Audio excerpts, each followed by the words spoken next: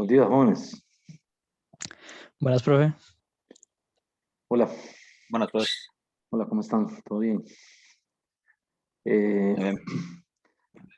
Hoy vamos a ver el capítulo 27, que es el de circuitos de corriente directa.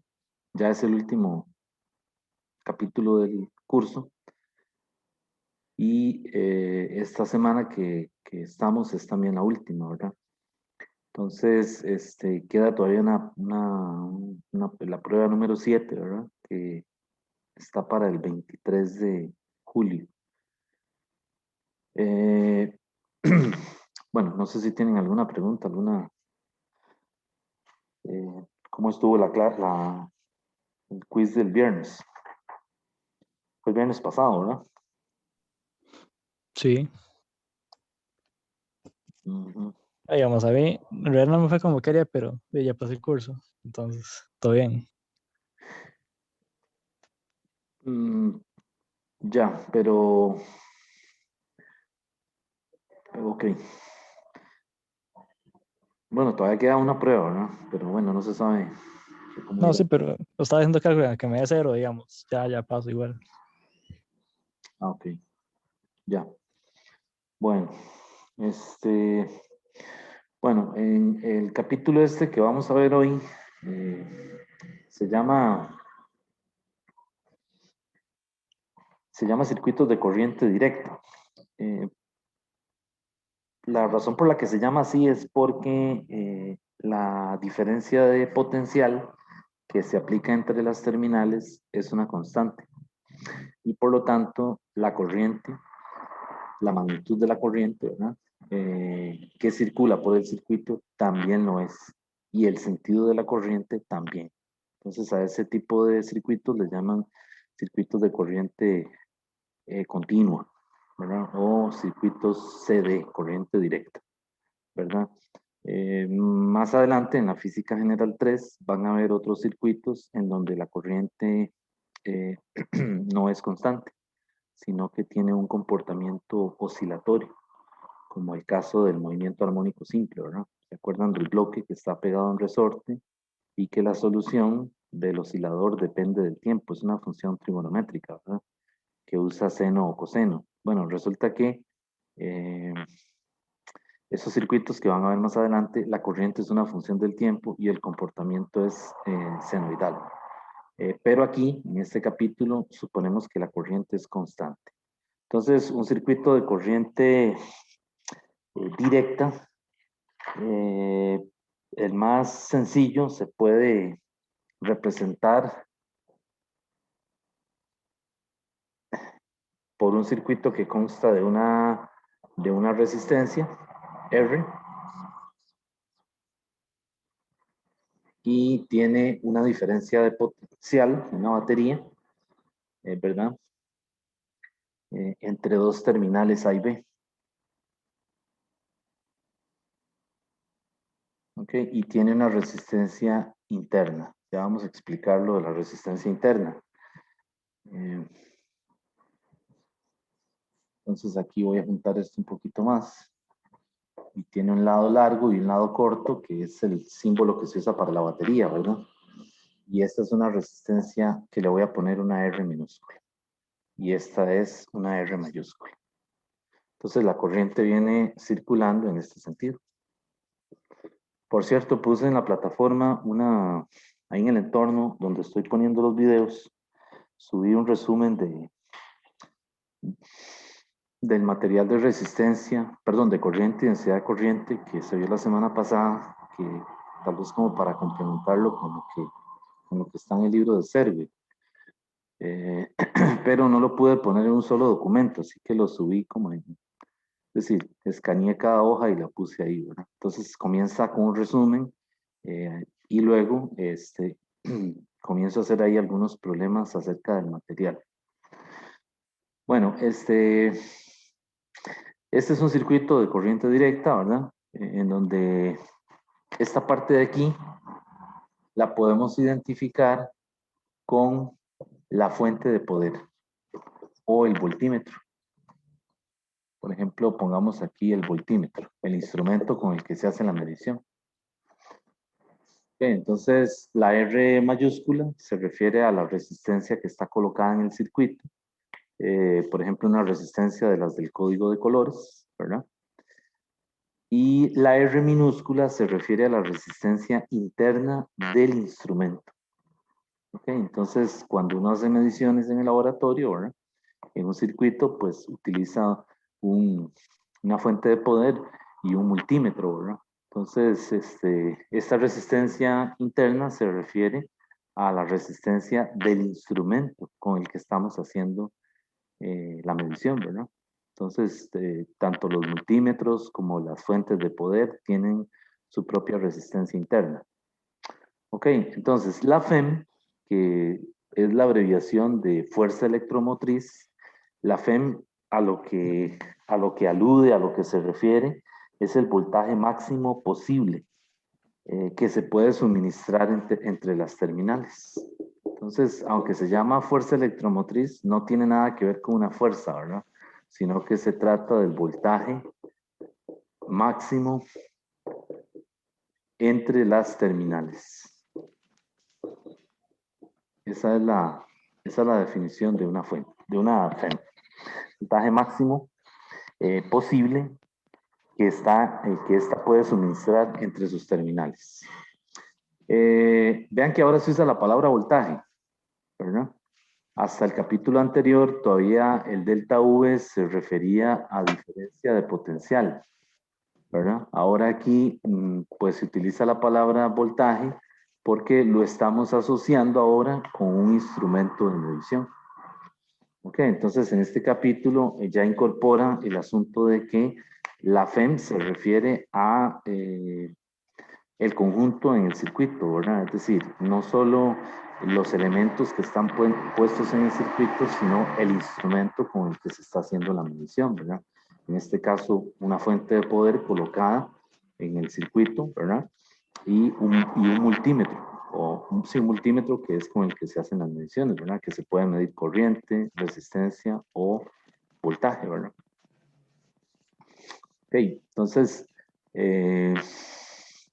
y esta es la resistencia que está colocada en el circuito, ¿verdad? La resistencia del código de colores, ¿verdad?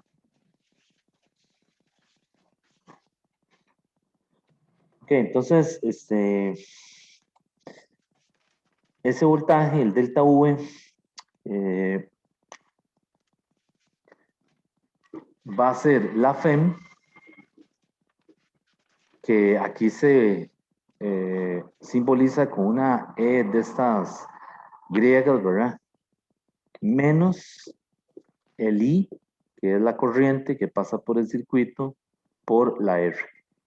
La R, digamos, la resistencia interna, ¿verdad? Entonces, eso me da, digamos, el voltaje neto en el circuito, ¿verdad? Por supuesto, si el instrumento no se colocó, es decir, si el voltímetro no se está utilizando, ¿verdad? No se está poniendo entre las terminales A y B, pues obviamente la corriente I no está pasando por la resistencia R minúscula. Es decir, no se está utilizando el multímetro. Por lo tanto, la FEM tiene que coincidir con ¿quién? Con la diferencia de potencial entre las terminales. ¿Ok? Entonces, este término menos I por R aparece cuando obviamente se establece una diferencia de potencial, ¿verdad? Y comienza a pasar la corriente por el circuito, ¿verdad? Y yo tengo puesto un instrumento de medición que me da la lectura del voltaje. Entonces vean que estoy usando la palabra voltaje y diferencia de potencial, pero ya aquí en este capítulo tenemos que referirnos a esta cantidad como un voltaje y a esta como la FEM, pero la FEM ya dijimos que es el voltaje máximo, ¿verdad? Eh, posible, ¿verdad? Que se puede suministrar entre las terminales, ¿verdad? Profe, Sí. ¿qué pasa si ahí el término I por R es mayor que la E? El Un voltaje nos da momentito, que está negativo. pasando en este momento un bus aquí por el frente de la casa. Ah. Ok, ¿qué pasaría, digamos, si en esa ecuación el término I por R da mayor que la E? digamos, el voltaje sería negativo, pero Eh, Pues sí, puede ser que el voltaje sea negativo, podría ser, ¿verdad? Pero ya entonces es un asunto de, digamos, recuerden que este V es VB menos VA, ¿verdad? El voltaje entre las terminales. Entonces, si este delta V es VB menos VA, pues para que sea negativo, el VB tiene que ser mayor que el VA, ¿verdad? Pero podría ser que de negativo. Ahora, ¿en qué condiciones? Pues sería ya más, ¿cómo se dice? Más relacionado con la parte del diseño del circuito, ¿verdad? A la hora de hacer las conexiones, ¿verdad? Pero sí podría ser que de negativo, ¿verdad? Lo que sí es que, bueno, habría que ver el caso en particular, ¿verdad? Pero este delta V puede ser negativo, ¿verdad? Con esta definición de que es VB menos VA, ¿verdad? Y si VB es mayor que VA, digo menor, perdón, menor que VA, entonces eso va a dar negativo, ¿verdad?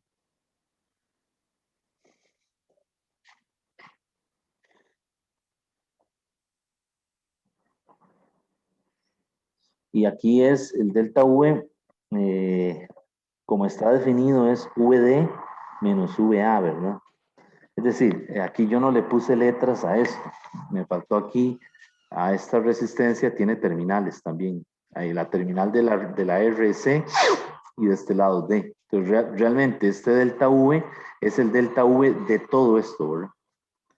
Es decir, es el delta V de la resistencia interna y de la batería, ¿verdad? Entonces esto sería VD, la D, ¿verdad? Menos VA. O sea, la terminal final menos la inicial, ¿verdad? Entonces así es como está definido, como VD menos VA.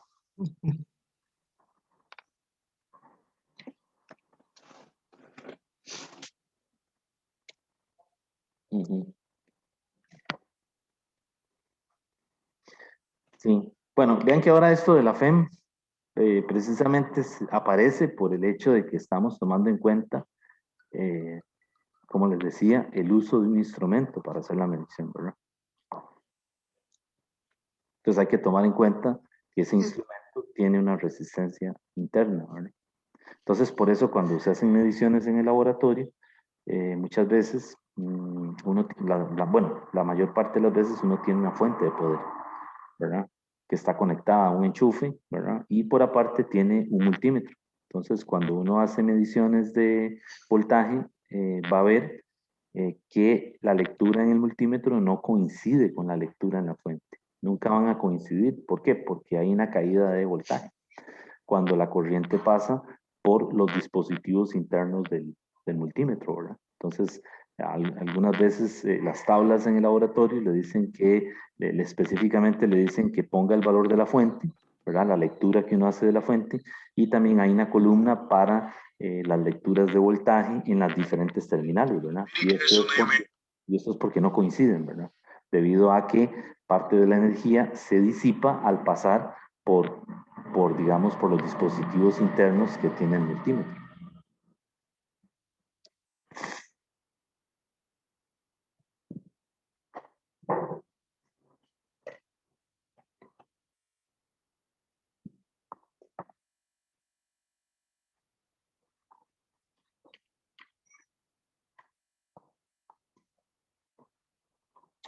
Ok, entonces,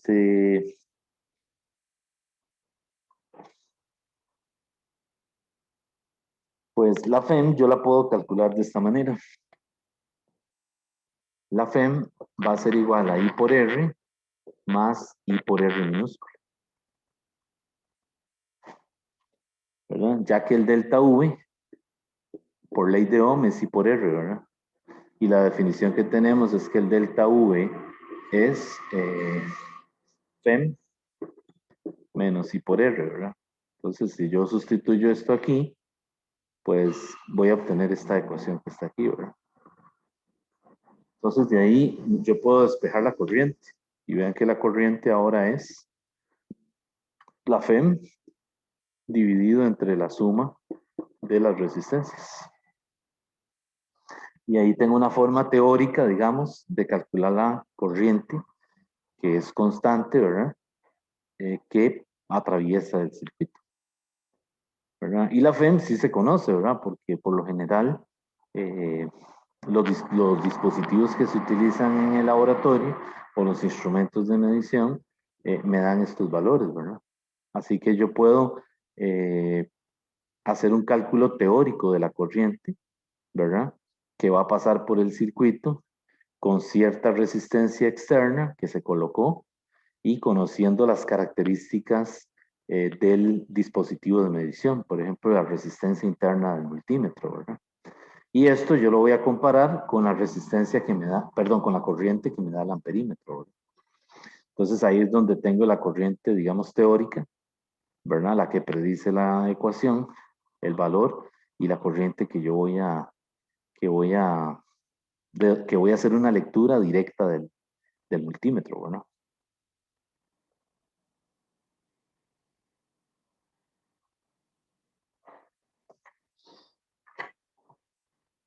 Entonces, el libro ahí enfatiza también lo de la potencia.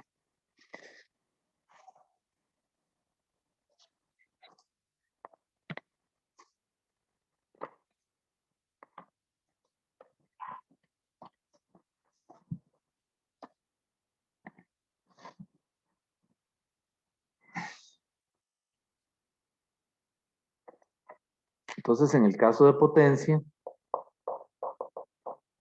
ya habíamos dicho que teníamos dos potencias, ¿verdad? La potencia disipada, que es I cuadrado por R, y también está la potencia generada, que es I por V, que en este caso, o I por delta V, que en este caso va a ser, en este capítulo, I por la FEM. ¿Okay? Entonces está generada por el instrumento, ¿verdad? Por la fuente, que es la que impulsa el movimiento de las cargas a través del circuito, y esta es la disipada, que es cuando pasa la corriente por esa resistencia externa y disipa calor. Vemos que el dispositivo, ¿verdad? El resistor como tal, el que colocamos, se calienta, ¿verdad? Si uno lo toca, comienza a darse cuenta de que, o sea, comienza uno a ver que se calientan, ¿verdad? Entonces, por eso se le llama potencia disipada, porque es la corriente que pasa a través del resistor externo. Y esta es la potencia generada por la fuente.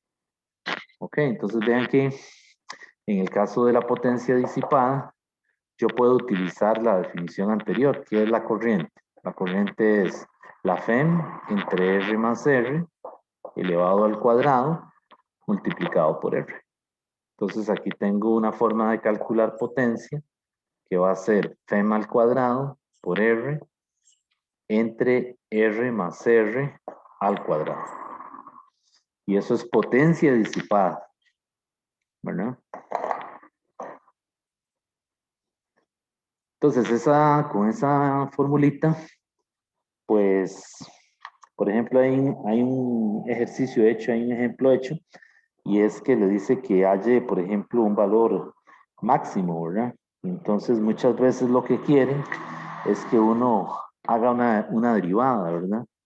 Una derivada de P con respecto a R y que le iguale a cero.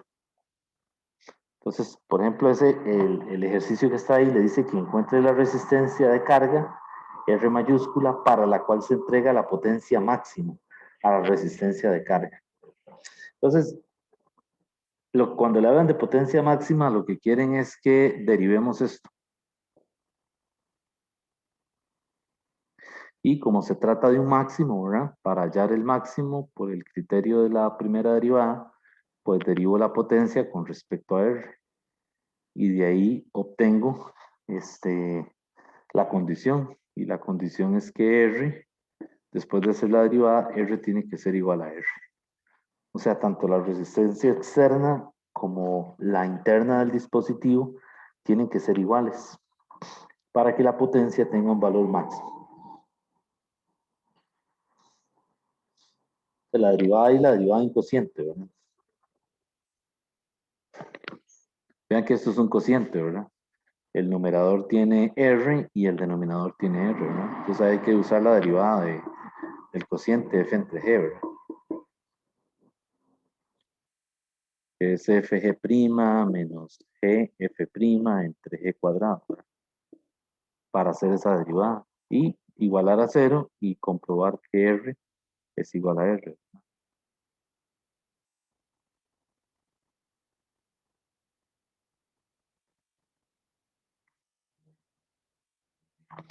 Ahora, otra cosa es que la FEM algunas veces, la notación que usan también es esta. En preguntas de la plataforma yo he visto que la FEM también le llaman el voltaje de la FEM, de esta manera. O sea, V de la FEM. Entonces, por si lo ven, corresponde al mismo significado que usa el survey, ¿verdad? A esa E, a esa epsilon mayúscula, ¿verdad?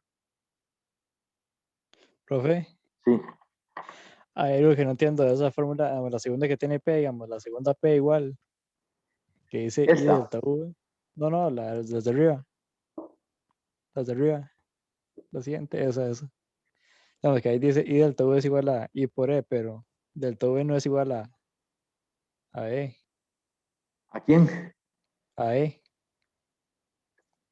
No, sí, no, no es igual, no, tiene razón. Es que me estaba refiriendo al delta U. Este delta U es el delta U del capítulo anterior, de digamos de que cuando solamente estaba el delta V sin la resistencia interna. O sea, aquí no me refiero al delta V que escribo en este capítulo, que es FEN menos I por R. Ah, ok. Entonces, es decir, este delta V del capítulo 26 es el FEM del capítulo 27. O sea, este delta V no es, no es epsilon menos I por R. ¿Sí? Entonces se traslada únicamente o se cambia, digamos, en el capítulo 26, en el capítulo anterior, esto es delta U, ¿verdad? Y ahora en el capítulo en el que estamos, esto es FEM. Y si tuviéramos que relacionarlo con el delta V de este capítulo 27, pues sí, esto sería I por, habría que despejar esto, delta V más I por R. Así. Pero entonces ya aquí es el caso del capítulo 27, donde estamos considerando, qué sé yo, el voltaje entre las terminales que incluyen la fuente y la resistencia interna. Sí. Sí, este delta V no es el delta V del capítulo, de este capítulo, como lo definimos ahora, sino es el delta V de cuando todavía no había resistencia interna. O sea, vean que el meter la resistencia, el concepto de FEM aparece en el momento en que yo tomo en cuenta la resistencia interna del dispositivo o del instrumento, mejor dicho, con el que yo estoy haciendo las mediciones. En el capítulo anterior no tomamos en cuenta o sea, en ningún momento hablamos de un multímetro, ¿verdad? Entonces, solo hablábamos de la diferencia de potencial. En este capítulo lo nuevo es que le dicen, ok, ahora realmente lo que usted tiene en un circuito cuando está haciendo una medición es que va a tener una fuente de poder en serie con un multímetro con el que está haciendo las mediciones. Entonces ahí aparece el concepto de FEM. ¿Ok? Entonces por eso en este capítulo hablan de voltaje, no hablan de diferencia de potencial. ¿Por qué? Porque lo nuevo es que están introduciendo el caso de un instrumento con el que se hacen las mediciones.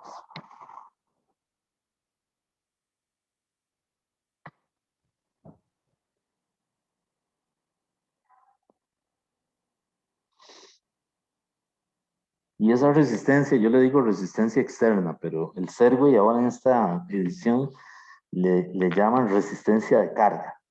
Es la resistencia con la que se hacen las mediciones, ¿verdad? Por eso es que le dicen la resistencia de carga. Es por donde pasa la corriente, ¿verdad?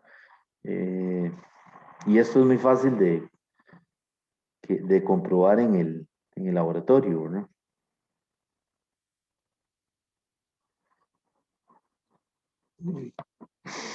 Es colocar una fuente de poder, ¿verdad? Y un multímetro en serie con la fuente y en el circuito poner una resistencia y comenzar a hacer estas mediciones, ¿verdad? El voltaje de la tensión de la fuente, ¿verdad? Te piden el voltaje entre las terminales y luego le da una columna para que calcule la potencia y otra donde uno va poniendo las corrientes. Entonces ahí ya hace las mediciones, ¿verdad?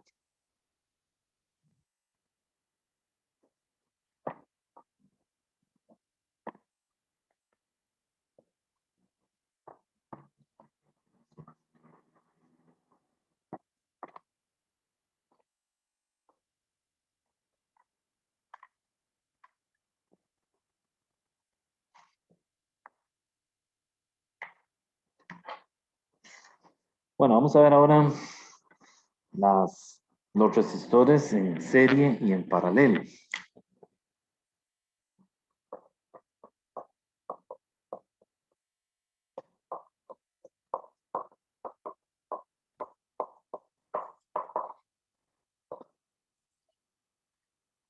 Ya habíamos visto capacitores en serie y en paralelo, ¿verdad? Pues aquí es lo mismo. Cuando yo tengo un resistor, resistores en serie van uno a continuación del otro. Y la corriente no se bifurca o no tiene que dividirse en ningún sitio, ¿verdad? Entonces, por ejemplo, ese dibujo, esa figura corresponde a dos resistores que están en serie, ¿verdad? Entonces, en serie, la resistencia equivalente es R1 más R2 más todas las resistencias que estén puestas en serie, ¿verdad? Entonces vean que en una asociación o una combinación de resistores en serie, la corriente que pasa por R1 es la misma corriente que pasa por R2, porque la corriente no encuentra, digamos, un punto en donde se bifurque, es decir, que se pueda separar en dos partes, ¿verdad? Vean que la corriente circula por el circuito, ¿verdad? Y en ningún lugar hay algún punto en donde se bifurque, ¿verdad? Realmente no es cierto. Realmente ya ustedes saben que cuando la corriente pasa por las resistencias, generan calor. Es decir, estas se calientan, ¿verdad? Si usted las toca, están calientes. Eso quiere decir que la corriente, parte de esa corriente se está disipando al ambiente. Es decir, si usted mete una resistencia de esas en un recipiente con agua, que hay experimentos de esos, ¿verdad? Una resistencia dentro de un recipiente con agua, pues lo que va a notar es que al rato el agua ya le comienzan a salir burbujitas, ¿verdad? Es decir, comienza ya a calentarse, ¿verdad? Hasta alcanzar ya temperaturas considerables, ¿verdad? Entonces, realmente la corriente no es la misma, es decir, cuando ya la corriente pasa de esta terminal a esta, ya hay una parte que se disipó, que se perdió como energía térmica que sale de la resistencia, ¿verdad? Pero para suponer que el modelo es, ¿cómo se dice? Es un modelo ideal, ¿verdad? Como el gas ideal, suponemos que la corriente es la misma en cada una de las resistencias. Lo que sí cambia es el delta U. Es decir, cuando tenemos resistencias en serie, los delta U no son iguales, ¿verdad? Hay un delta V1 y un delta V2. Y la suma de ellos aproximadamente debería darme la FEM, ¿verdad? En la, en la terminal. O el delta V, ¿verdad? También. Entonces, resistencias en serie es una suma de cada uno de las resistencias, ¿verdad? Resistores en serie es una suma de cada una de las resistencias. Vean que aquí hay que distinguir entre resistor y resistencia, ¿verdad? La resistencia es la cantidad física como tal y el resistor es el dispositivo, ¿verdad? Entonces aquí el delta V, el voltaje es delta V1 más delta V2 más, ¿verdad? Todos los dispositivos que estén puestos en serie o todos los resistores que estén puestos en serie. Y en el caso de los que están en paralelo, pues en paralelo lo que yo tengo es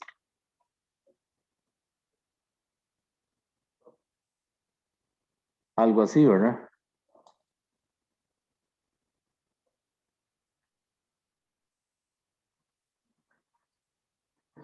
Menos y más.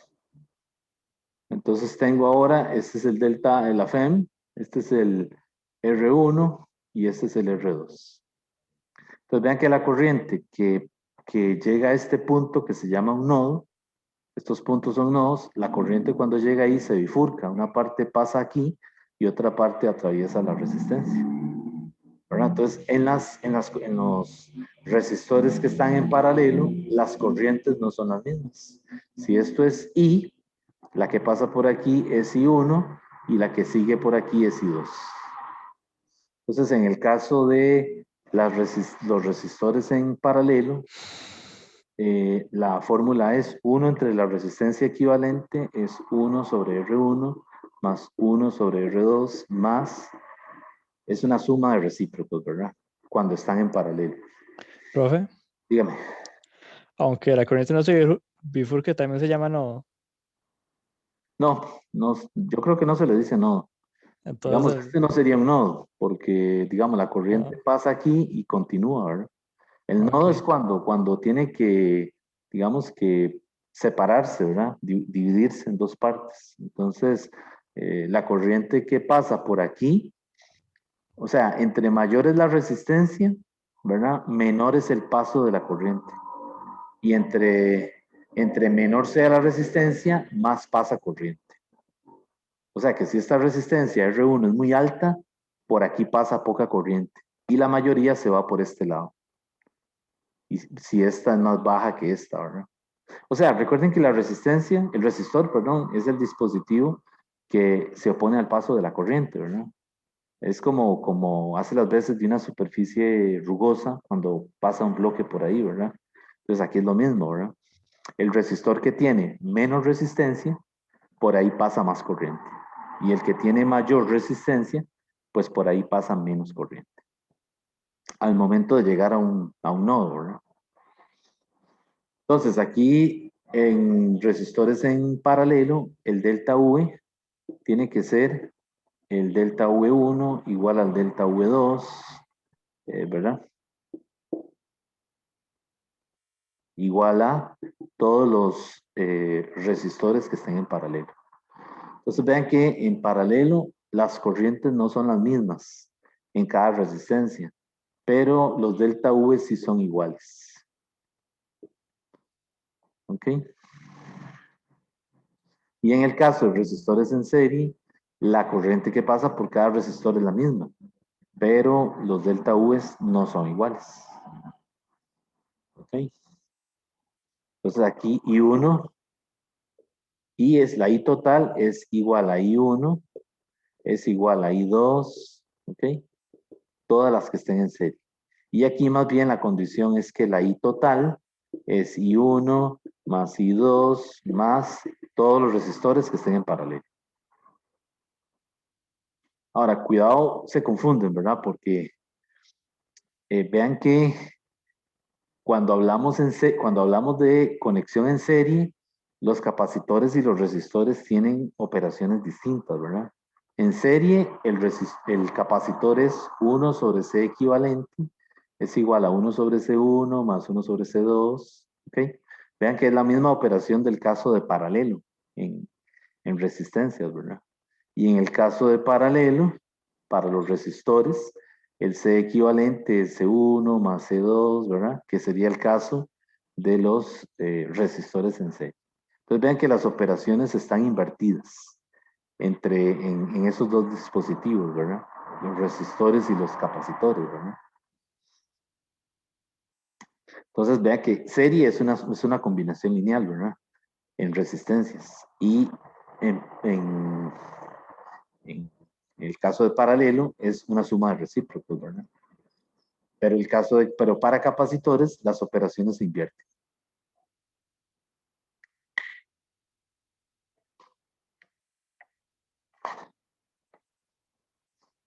Entonces, en el caso de los resistores en serie, ¿qué podríamos decir de los resistores individuales? ¿Qué podríamos decir de esta fórmula de aquí? ¿Qué creen ustedes qué conclusión se podría sacar? El mayor resistor individual tiene que ser menor que la resistencia equivalente, ¿cierto? O sea, el resistor que tenga la mayor resistencia de ese conjunto es menor que la resistencia equivalente. o sea, pero en general cualquier resistencia es menor que la resistencia equivalente. Eh, en general, como dice usted, cualquier resistencia. Es menor que la resistencia equivalente. Sí, y en el caso de paralelos, ¿qué podemos concluir? Eso tiene que ser al revés, Tiene entonces. que ser al revés. La resistencia más pequeña tiene que ser mayor que la resistencia equivalente, ¿verdad?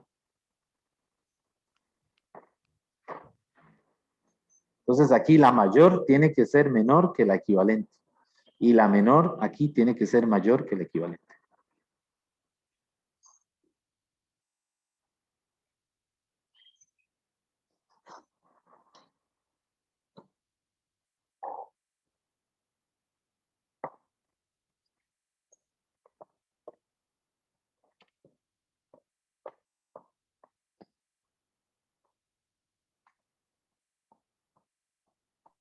Bueno, pero en esa del paralelos también se puede decir que cualquier resistencia es mayor que el equivalente.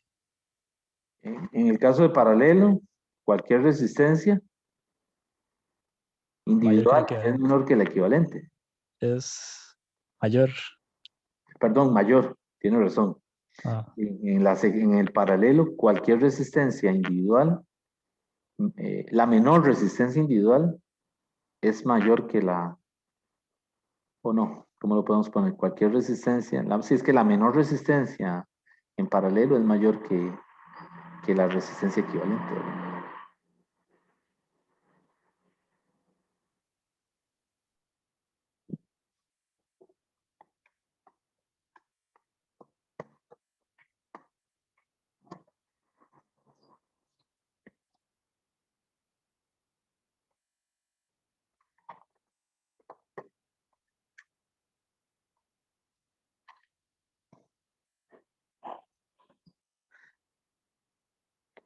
Por ejemplo, si yo tengo un circuito así, bueno,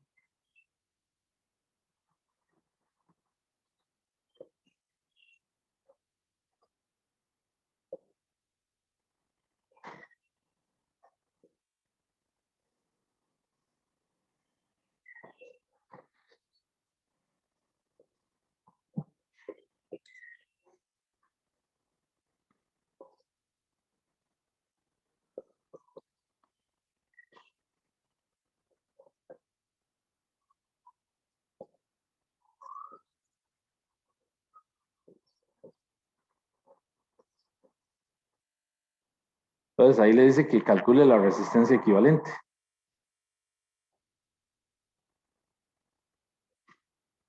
Halle la R equivalente.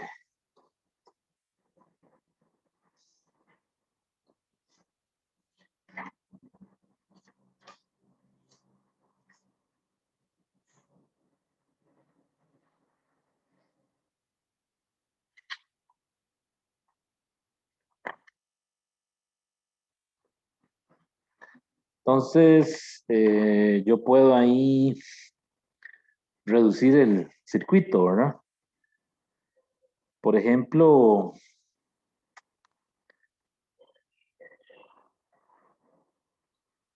¿cómo podríamos comenzar ahí? hacemos las de serie que están arriba. Las de El serie 2 que y están 2. arriba. Vamos, el 2 ohms y el 2 ohms. Ajá. Dos Y y después hacemos, aquí, aquí puse mal, perdón, aquí es 4. 2 y 4, ¿verdad? Ajá, entonces aquí sería, esto estaría en serie, esto es 6. y después los paralelos. El 8,8 y el 6,4. Ajá, déjeme ver, porque aquí estoy. Sí. Es decir, entonces ahí la primera resistencia equivalente, pongámosle 1 sobre R1, digamos, sería entonces 1 sobre 4, ¿verdad? Que es este 4, más 1 sobre 6, ¿verdad? Y eso a mí me da 10 sobre 4, ¿verdad?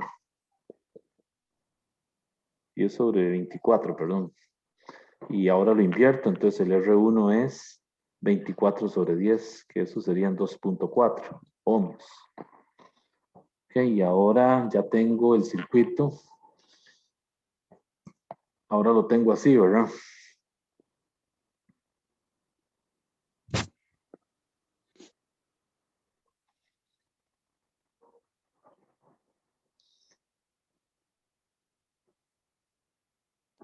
Algo así, ¿verdad? Entonces esta sigue siendo 6, 4, 2.4 y esta es 8 y 8. Entonces ahora estas dos están en paralelo, así que el R2, 1 sobre R2 es 1 sobre 8 más 1 sobre 8.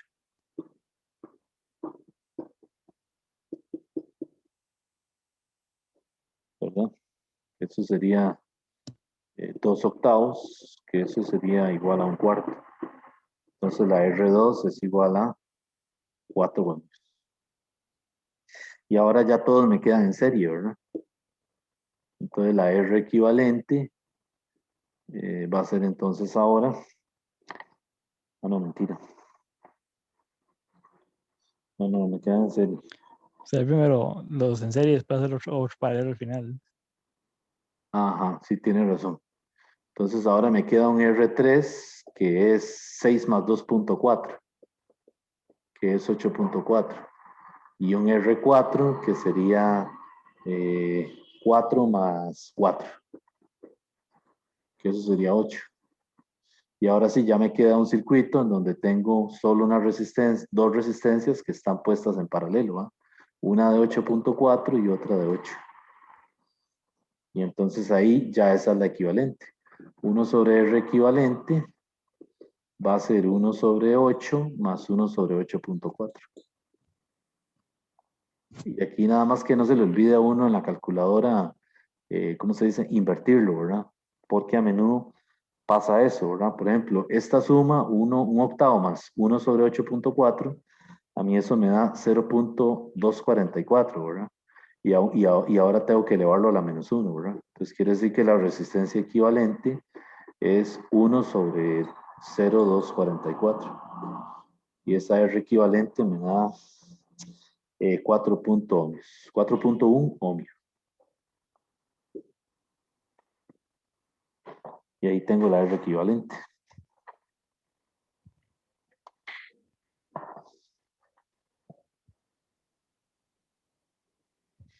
Ujú. Bueno, ¿qué pasaría si me dijeran que calcule la corriente que pasa por, déjenme ver por aquí?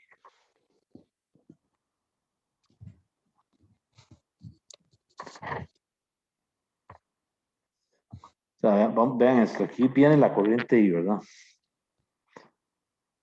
Entonces, al llegar a este nodo, una parte es I1 y para abajo es I2.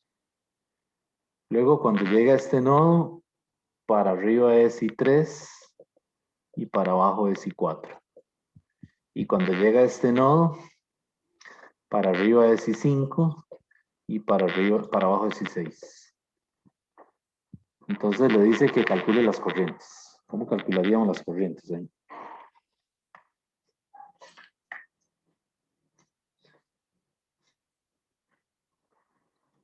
Pero ya nos dan la total. Ajá, correcto. Entonces, la I1, vamos a ver, la I,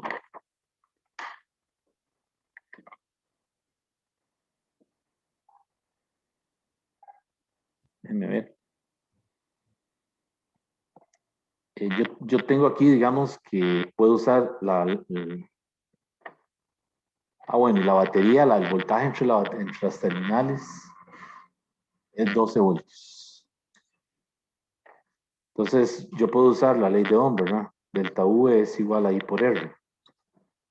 Entonces, estos son 12, esta es la corriente total y esta es la resistencia equivalente, que sería 4.1. Entonces, de aquí tengo la corriente total, ¿verdad? Antes de que se empiece a bifurcar, que sería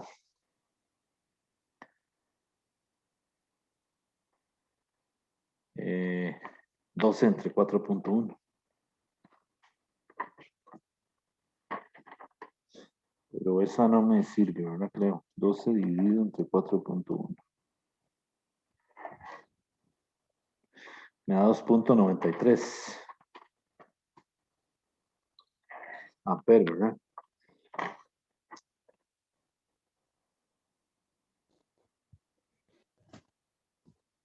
Entonces la I1, ¿cómo la calcularía? La I1 serían los 12 voltios dividido entre 8.40, ¿verdad? ¿Están de acuerdo?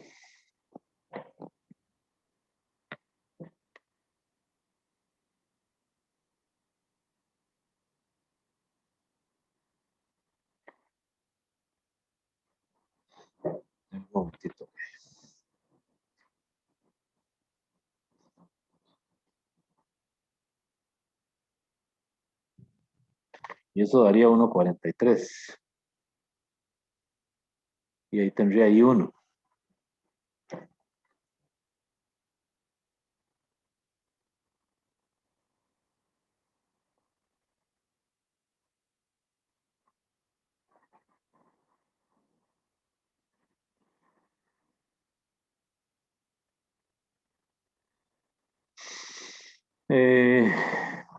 Estoy volviendo a usar ON, ¿verdad? Entonces sería espejo, el voltaje es 12 y el 8.40, pero ¿qué era el 8.40?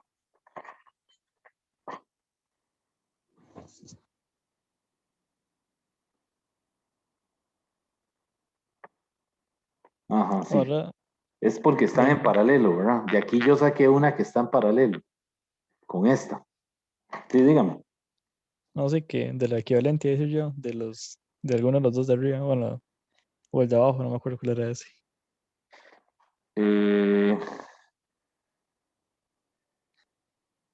sí, porque O sea, yo, toma como si fuera, digamos, solamente un sistema con dos resistencias y que están en paralelo.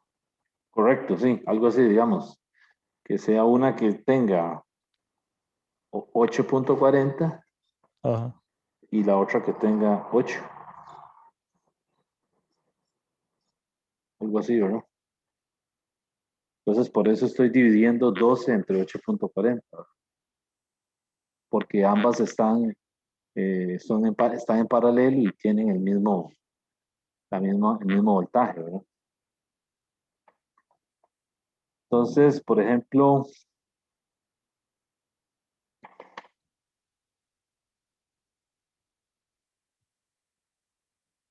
sí, ahora habría que calcular el voltaje entre 4 y 6.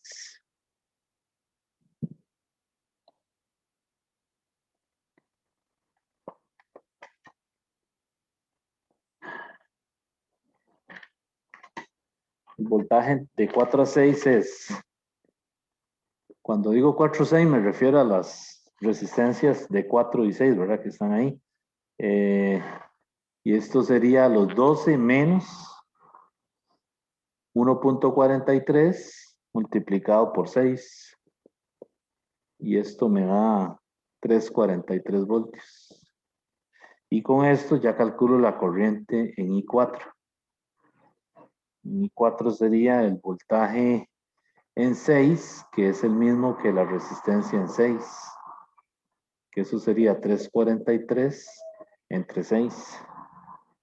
Y eso me da 0.57 amperes. Y esa es la corriente en 4, ¿verdad?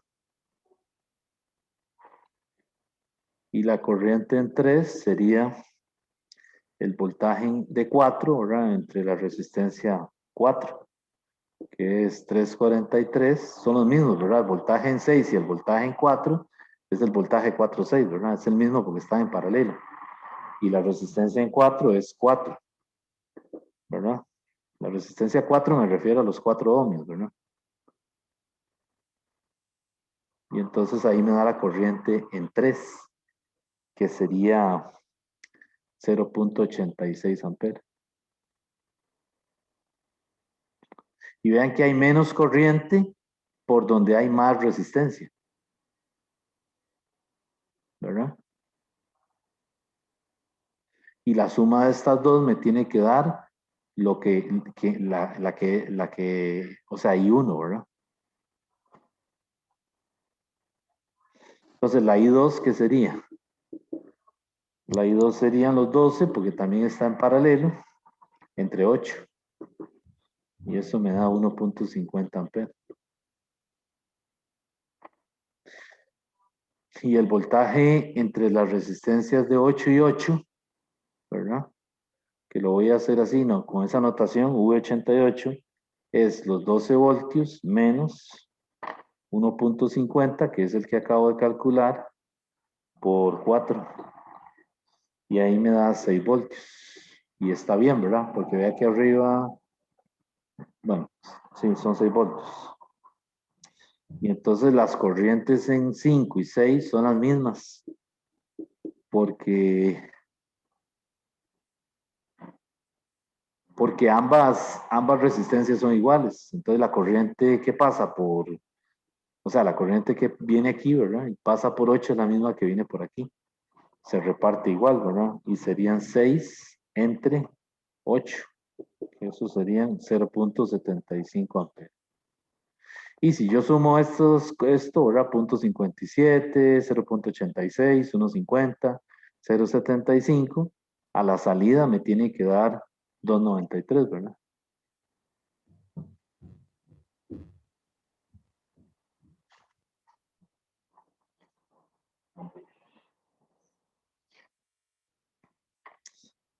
Ok.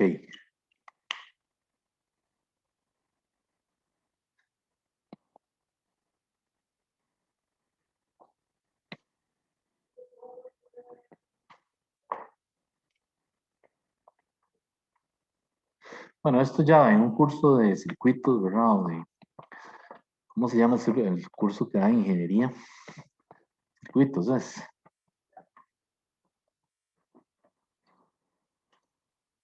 Ingeniería eléctrica. Bueno, ya esto es muy básico, ¿verdad? Para esos cursos más, abarca mucho más, ¿verdad?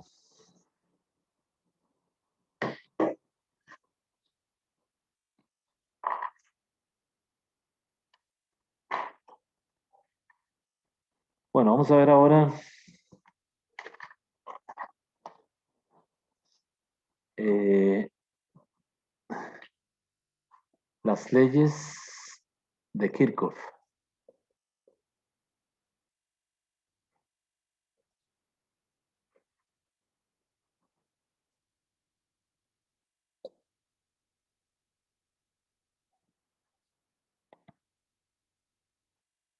Las leyes de Kirchhoff. Las leyes de Kirchhoff es digamos, son dos leyes que se utilizan para resolver circuitos sin utilizar, es decir, sin tener que reducir el circuito y calcular la resistencia equivalente. O sea que las leyes de Kirchhoff no necesitan que usted sepa si una corriente, es decir, si un par de resistores están en serie o están en paralelo, ¿verdad? No hace falta reducir el circuito.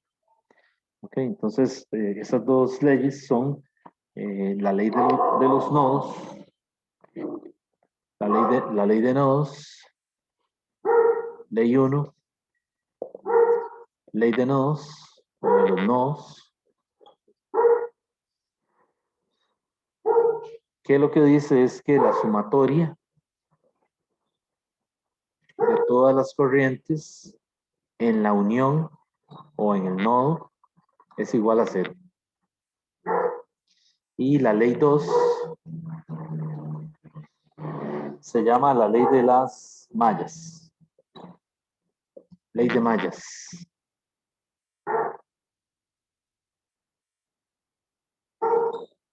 La ley de mallas lo que le dice es que la sumatoria de de todos los voltajes en un circuito cerrado es igual a 0. Y vean que aquí no se necesita reducir el circuito, ¿verdad? Es decir, no se necesita hallar la resistencia equivalente.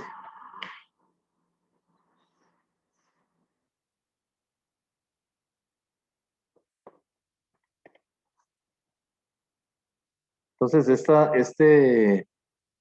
este método, usando las leyes de Kirchhoff, es para circuitos en donde es particularmente difícil reducir la malla, o sea, tratar de hallar la resistencia equivalente. Por lo general no se puede, ¿verdad? Aunque ya hay otros métodos para hacerlo, ¿verdad? En circuitos hay un montón de métodos para trabajar un circuito, ¿verdad? Para reducirlo. Pero aquí, pues en este curso, únicamente lo que vemos es las leyes de Kirchhoff. La ley de nodos ya es conocida, ya la vimos cuando vimos la ley de Coulomb, ¿verdad? Vean que la ley de nodos realmente es una versión de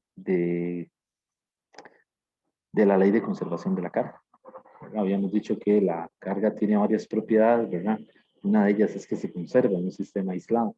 Bueno, esa ley de conservación de la carga se puede ver así, como la suma de corrientes igual a cero. ¿Okay? Y la ley de mallas realmente es conservación de la energía. Entonces vean que las leyes de Kirchhoff no son resultados nuevos o independientes, sino que ya son conocidos, simplemente que se readecuaron a, para el caso o para el estudio de los circuitos. ¿Ok?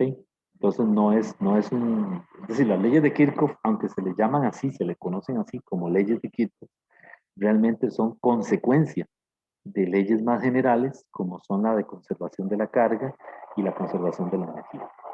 ¿Ok? Ok, entonces,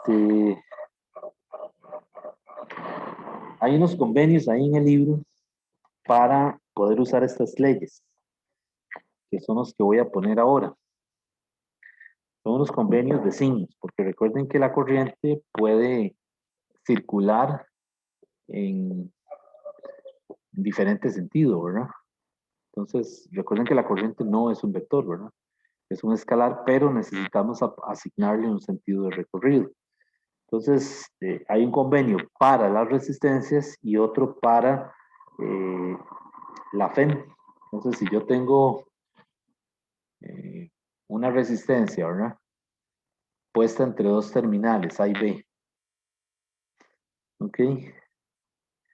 Y voy a recorrer, en un momento.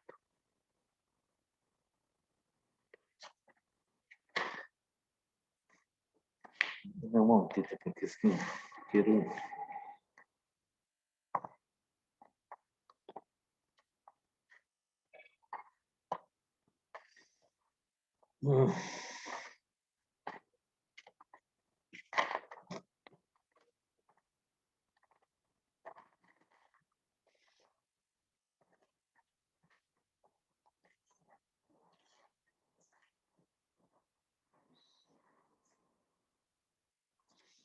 Tengo el convenio más resumido aquí. O sea, si yo paso de entre dos terminales, ¿verdad? Atravieso una resistencia, ¿verdad?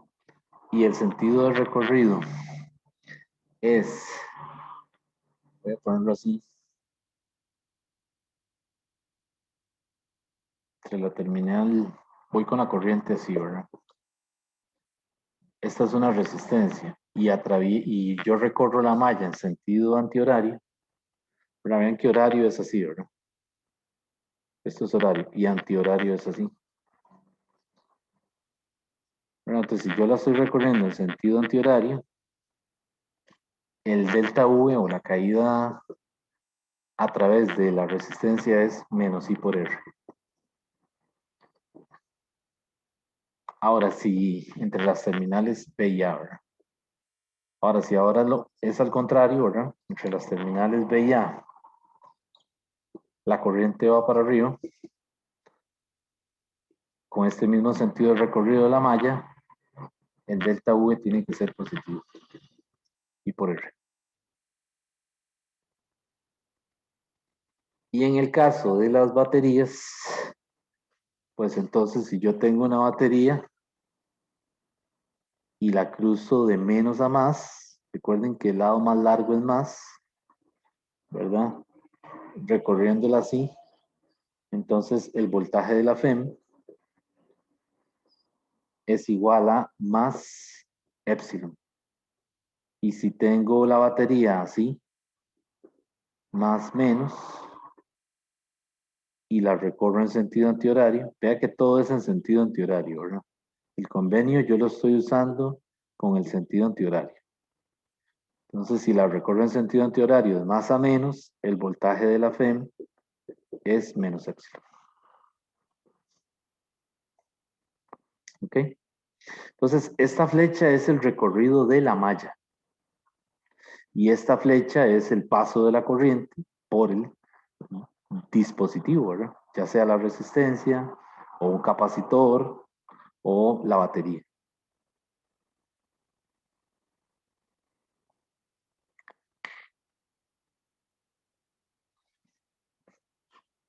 Entonces, esta regla de Kirchhoff, esta de aquí, o esta ley, esta primera ley, lo que le dice es que si yo tengo un nodo, o sea, la corriente se llega a un nodo y se bifurca, y es igual, I1 se convierte en I2, I3, por ejemplo, ¿verdad? Entonces, todo lo que sale es negativo y todo lo que entra es positivo. Entonces, en este dibujo, yo para aplicar la ley de Kirchhoff, la primera, tendría que escribirla así: I1 más menos I2, ¿verdad? Más menos I3. Y esto sería igual a 0. Entonces, vean cómo la pongo, ¿verdad? Lo que entra es positivo y lo que sale es negativo. Pero no sabemos si sale o entra. Ese es el problema. O sea, esta I3 podría ser que no salga, sino que vaya hacia el nodo. Y esta I2 también. O sea, no tenemos forma de saberlo hasta que no se resuelva el problema. ¿Ok? Esto se parece mucho a los torques. No sé si recuerdan los problemas de torques de física 1, ¿verdad?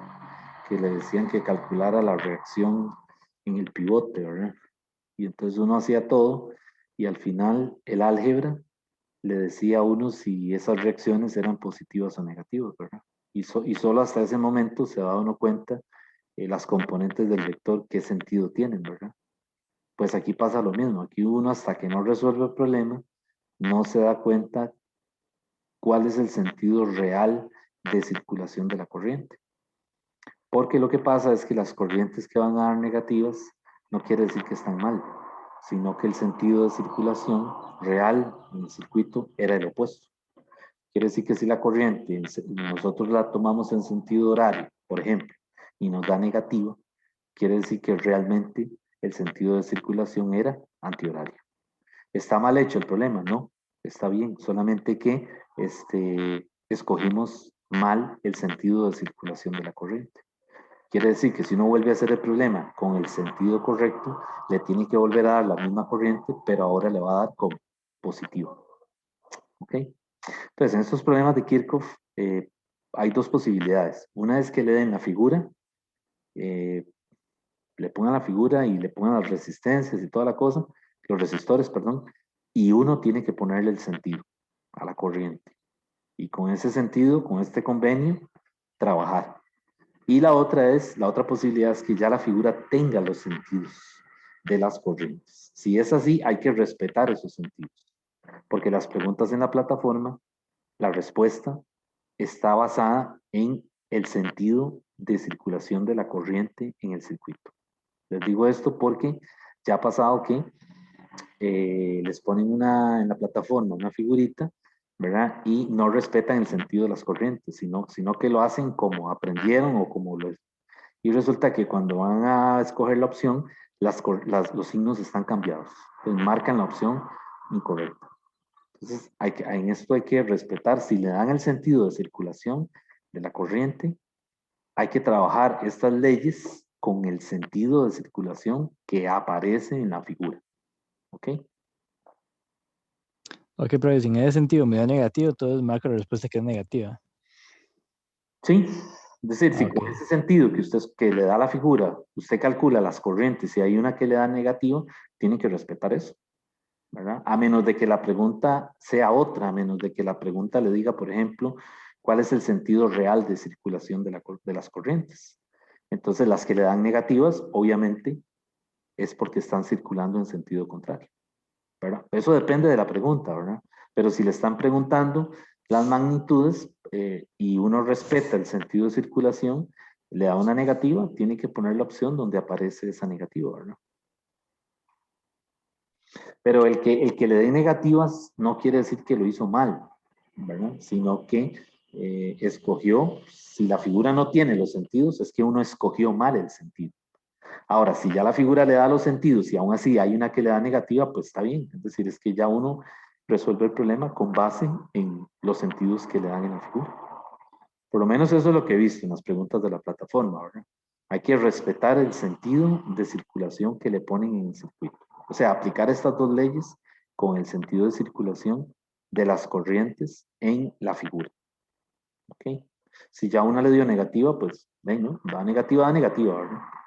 ¿Ok? Ahora, si es una pregunta relacionada con el sentido real de las corrientes, pues sí, ahí las que le van a dar negativas realmente están circulando en el sentido contrario.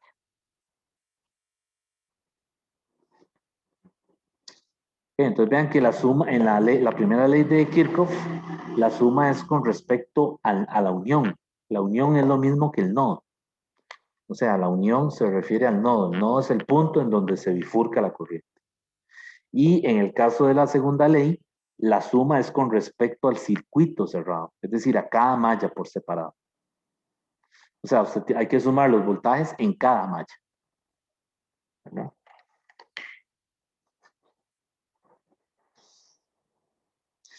Vamos a hacer un ejemplo. Bueno, y otra cosa que no había dicho. Aquí es suma de voltajes, ¿verdad? Pero aquí incluye los voltajes a través de la resistencia y los voltajes a través de la FEM. O sea, aquí hay que meterlo todo, ¿verdad? Resistencias y la FEM, inclusive si hay capacitores, también hay que meter aquí en esta suma el voltaje a través del capacitor.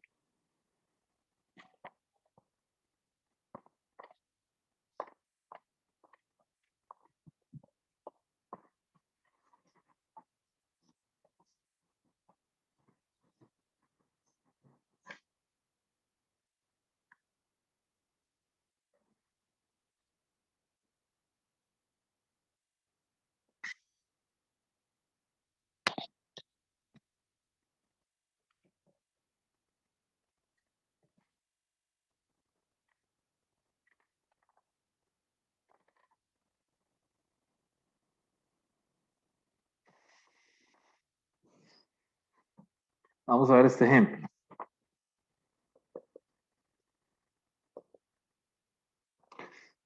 Le dan este circuito.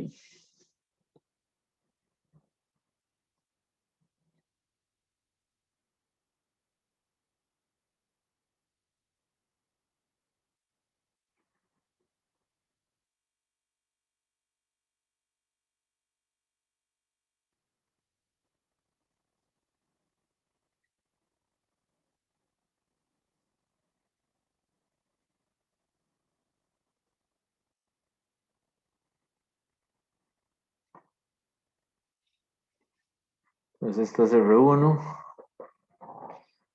R2, R3. Y esto es FEM1 y esto es FEM2. Y le dan el sentido de circulación. Le dicen que por aquí viene I1. Por aquí va I2. Y que por aquí viene I3. O sea, ya la figura le da esos sentidos. Y entonces le dice que hay I1, I2 e I3. Por supuesto, no tiene valores numéricos, es decir, no le puse valores numéricos, es algebraico, pero el procedimiento sería el mismo si, por ejemplo, le dicen que esto es 10 ohmios, estos son 5, estos son 6, etcétera, ¿verdad? Es decir, ya habría que ponerle valores a las resistencias, a los resistores, perdón, y a las FEM para resolverlo. Entonces, lo que queremos aquí es plantearlo para ver el método general, ¿verdad? De cómo se resuelve un problema de estos. Entonces, lo primero es, vean que ese problema, intentar reducirlo o sea, ya la resistencia equivalente está medio complicado, ¿verdad? Así que, pues, es uno de estos problemas que hay que usar Kirchhoff, ¿verdad? Entonces, ¿cuántas mallas tiene el problema? Perdón, el circuito. ¿Cuántas mallas tiene el circuito? Estas serían, bueno, dos pequeñas, pero veo una que puede ser la externa. Exacto, Bueno, correcto. Tiene dos mallas. Tiene dos mallas y tiene, tiene tres mallas realmente, ¿verdad? La malla de la derecha, la de la izquierda, perdón, la de la derecha y la externa. La externa sería quitarle esta parte de aquí. Y esa sería la malla 3. ¿Ok? Entonces, me está diciendo que calcule las corrientes. Son 3 corrientes. Como son 3 incógnitas, lo que aprendimos, ¿verdad? Es que yo necesito al menos 3 ecuaciones para resolver el problema. ¿Cierto? Entonces vean que me sobran mallas, porque ya una ecuación me la da la primera ley de Kirchhoff, que es la relacionada con las corrientes. Y analizando 2 de las 3 mallas, me da las otras 2 ecuaciones. Entonces, yo no necesito analizar las 3 mallas, solo necesito analizar 2 mallas. ¿Cuáles? Bueno, puede ser la malla 1 y la 3, o puede ser la malla 2 y la 3, ¿ok? O puede ser la malla 1 y la 2. Yo en este caso lo hice con la 1 y la 2, ¿ok? Entonces, siempre van a sobrar ecuaciones en la segunda ley de Kirchhoff, ¿verdad? Ahora, depende de los datos del problema, algunas veces ya le dan las corrientes. O sea, las corrientes son conocidas. Entonces, no hay que usar la ley de Kirchhoff directamente porque usted lo que necesita es averiguar otras cosas en las mallas directamente, ¿verdad? Entonces, eso depende de lo que le den, ¿verdad? Pero en este caso le están pidiendo las corrientes. Entonces, yo tengo que aplicar la ley, la primera ley, la ley de nodos, en algún punto, ¿verdad? Entonces, yo me puedo ir a alguno de estos nodos. ¿Cuáles nodos hay aquí? Este es un nodo, este es un nodo. Ok, entonces me está diciendo que esta I3 saldría de aquí, ¿verdad? Y esta I2 entraría aquí. Y esta I1 saldría de aquí, ¿verdad? Entonces dijimos que las que salen son como negativas, ¿verdad? Entonces I1 es negativa, I3 es negativa, y la que entra es I2, ¿verdad? Entonces I2 sería positivo, y eso es igual a 0. Tiene que salirle igual si usa este nodo, ¿verdad? Cualquiera de los dos. Entonces ya de ahí yo tengo una ecuación que sería menos I1, ¿cómo la puse yo? Déjenme ver. I2 sería I1 más I3. Y es lo que vemos ahí, ¿verdad? I2 se compone de I1 más I3. Entonces ya ahí tengo la primera ecuación. Y ahora tengo que usar la ley de mallas. Entonces la voy a usar en la malla 1. Le pongo un circulito para no confundirlo con I, ¿verdad? Con la I, para que no parezca corriente, ¿no? Entonces la malla 1, ¿de qué se compone? ¿Cuántos dispositivos tiene la malla 1? Perdón, ¿cuántos dispositivos tiene? El resistor R1, el resistor R2 y la FEM1. Entonces, yo lo que hago en mallas, para no equivocarme, es que pongo todos los términos y luego les pongo los signos. O sea, yo hago así. Yo digo, ok, tengo la FEM1, ¿qué sigue? Tengo la I1 por R1 y tengo la I2 por R2. Y Kirchhoff dice que esto tiene que ser igual a 0. Entonces el recorrido es en sentido antihorario, ¿verdad? Y ahora lo que hago es que vean que no le puse los signos, ¿verdad? Solamente colecciono los términos y lo igualo a 0. Entonces ahora sí, me devuelvo a ver cuál es el signo de la FEM. Vean que la estoy pasando de más a menos, ¿verdad? Entonces como la estoy cruzando de más a menos, ¿qué dice el convenio? Que Que la FEM negativo. tiene que ser negativa. Luego el I1, R1, voy con la corriente, ¿eh? Vean que voy en el mismo sentido de la corriente. Entonces este tiene que ser negativo. Y bueno, lo estoy poniendo, estoy haciendo doble trabajo porque es aquí, ¿verdad? Y el I2, R2, vean que también voy con la corriente, ¿verdad? Entonces es negativo. Y ahí tengo la primera ecuación. Ya los valores que tengan, o sea, los valores que le den a esto, ya eso no importa. Bueno, no es que no importa. Claro que va a influir en el problema, ¿no? Pues si yo pongo aquí una fe muy alta o muy baja y resistencias muy altas, obviamente va a haber cambios, ¿verdad? Pero lo que quiero decir es que el álgebra es la misma. independientemente de los números que me den. Y luego me voy a la malla 2. En la malla 2, ¿qué tengo? Tengo otra vez la I2, R2, tengo la FEM2, tengo la I3, R3. Y esto Kirchhoff dice que es igual a 0 cuando yo lo recorra en sentido antihorario. Entonces otra vez, ¿verdad? Me topo a la corriente de frente. Ven que yo estoy recorriendo el circuito en sentido antihorario. ¿Ok? Y la corriente me la topo de frente. Entonces cuando yo me la topo de frente, ¿qué dijimos? Que el convenio es que es positivo. La FEM2, vean que la estoy pasando de menos a más. Entonces el convenio es que es positivo. Cuando yo cruzo la FEM de menos a más. Y esta otra, vean que voy, me la topo de frente, ¿verdad? Vean que yo voy recorriendo la malla así y me topo de frente la corriente. Entonces, cuando yo me lo topo de frente, es positivo. Quiere decir que esta es positiva. Ok, y ya ahí tengo las tres ecuaciones. Esta es la 2 y esta es la 3. Ya tengo el sistema de ecuaciones. Ya no hace falta usar la malla 3. Entonces, ¿cuál sería el sistema aquí? Sería I2 es igual a I1 más I3. El otro sería epsilon 1 es igual a I1 R1 más I2 R2, ¿verdad? Y pero para ver, esto pasa para allá positiva y con este menos quedarían negativas, ¿verdad? Y la otra sería epsilon 2 es igual a menos I2 R2 menos I3 R3. Y ahí tengo un sistema de tres ecuaciones con tres incógnitas.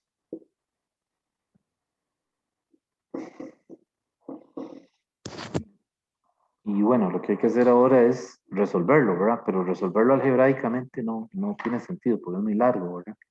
Lo que queríamos es ver cómo uno pone los signos, ¿verdad?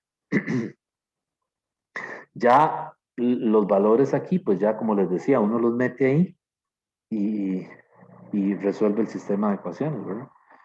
Como no es un examen de desarrollo, no, es decir, no hace falta que usted muestre el procedimiento porque es una pregunta de escogencia, ¿verdad? Entonces, y no son preguntas tan largas, ¿verdad? Pero entonces, si fuera desarrollo, pues sí, habría que mostrar cómo se resuelve ese sistema, ¿verdad? Pero aquí uno se puede ayudar con la calculadora, ¿verdad? Por lo general las FEM son conocidas y las resistencias son conocidas. Entonces, lo que queda es, eh, por ejemplo, si esto fuera 10, bueno, es que no tengo los valores. Es que en esto también no se pueden batear a jóvenes los valores porque pues esto responde, digamos, a una realidad, ¿verdad? Un circuito que se arma en el laboratorio y no se puede poner así cualquier valor, pero digamos, de uno que recuerdo, a la FEN, a esta le pusieron 12, a esta le pusieron 9 voltios, ¿verdad? Y las resistencias eran 10, 20, creo, y 30 ohms. Entonces, de ese sistema quedaría como I2 es igual a I1 más I3, ¿verdad? 9 es igual a menos I1 menos 10 y 1 menos 20 y 2. Y 12 sería igual a menos 20 y 2, ¿verdad? Menos 33. Y ahí tengo un sistema, ¿verdad? De los sistemas que X, Y, Z, ¿verdad? Que se hacen que le enseñan a uno ahí en el colegio, también los ve uno en álgebra lineal, ¿verdad? Esto lo hace la calculadora, ¿verdad? Nada más que, pues, no se confíe en la calculadora, ¿verdad? Yo siempre les digo que no le dejen el trabajo a la calculadora porque la calculadora no sabe física, ustedes sí. Entonces la calculadora le da un valor y si uno no lo supo interpretar, no sabe si lo que está obteniendo es correcto completamente, ¿verdad? Entonces, mejor hágalo a mano y después se ayuda con la calculadora, ¿verdad? Entonces, aquí digamos, si una corriente le da, por ejemplo, si uno le diera no sé, voy a inventármelo. No es que da eso, ahora me lo estoy inventando. Si por ejemplo I1 diera menos 2.3 amperes, lo que nos estaría diciendo es que la dirección de la corriente 1 en la figura es incorrecta. Realmente I1 no está saliendo de este nodo, sino que realmente, ¿qué está haciendo? Estaría entrando. ¿Ok? Entonces, si las otras dos corrientes dan positivas, por ejemplo, que I2 de, no sé, 1.12 y que I3 de 2.13, por decir algo, ¿verdad? ¿Qué pasaría entonces? Vea que la I2 está dando positiva. Quiere decir que realmente ese es el sentido de la corriente. Realmente está entrando. ¿Ok? Entonces ese sentido hay que mantenerlo, es correcto. Y la I3 dice que está saliendo. Perdón, que sí, que está saliendo. Entonces si está saliendo está mal porque debería ser negativo. Porque las corrientes que entran son positivas y las que salen del nodo son negativas. Entonces esta realmente no estaría saliendo, sino que estaría entrando igual que I1. ¿De acuerdo? Entonces, con estos signos es que uno interpreta lo que está pasando, ¿verdad? Realmente. Entonces, estos problemas, si alguna le dio negativa, lo bonito es es decir, volver a escribir la malla, ¿verdad? Cambiándole el sentido, y ahora sí, le va a dar 2.13, por ejemplo, o 2.3, pero ya ahora le da positivo. ¿Verdad? Entonces vean que el valor negativo no quiere decir que está mal, necesariamente. O sea, la magnitud está bien. Lo que no se escogió correctamente fue el sentido de circulación de la corriente. ¿Ok?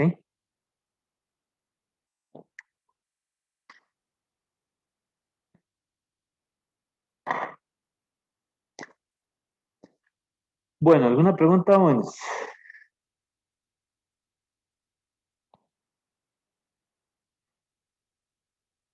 Pero yo tengo una, pero digamos, fuera del tema. sí. Que digamos, si yo tuviera reclamos de otros exámenes pasados, aunque haya pasado el tiempo, digamos, de eso, ¿usted me lo aceptaría o no? O ya no se puede. Eso es lo malo, que no se puede. Sí. Este, sí, porque de ahí, por eso es que dan, es decir, el reglamento establece que hay, digamos, 5 días para efectuar una apelación, ¿verdad? No, sí, eso sí lo sabía, por eso le preguntaba, digamos. Sí. Pero bueno, igual, puede escribirme por aparte, porque ya se sabe que por aquí no se pueden hablar de esas cosas mucho, ¿verdad? Sí. Pero puede escribirme por aparte y tal vez me pregunta que me cuenta, ¿verdad? El caso suyo. Y entonces, ¿verdad? Por lo menos para yo explicarle con más detalle, ¿verdad? Está bien, perfecto. Ok, bueno, entonces, jóvenes, el jueves me falta un tema que son carga y descarga de capacitores, que lo quería ver hoy, pero no dio tiempo. Así que el jueves iríamos a ver ese material, que es el último tema ya de este capítulo, y va a ser algo más de práctica, ¿verdad? Entonces, bueno, pues por hoy quedamos aquí. Nos vemos el jueves. Hasta Bueno, luego. profe, gracias. Luego, profe, gracias. Ok, con gusto. Luego. Hasta luego.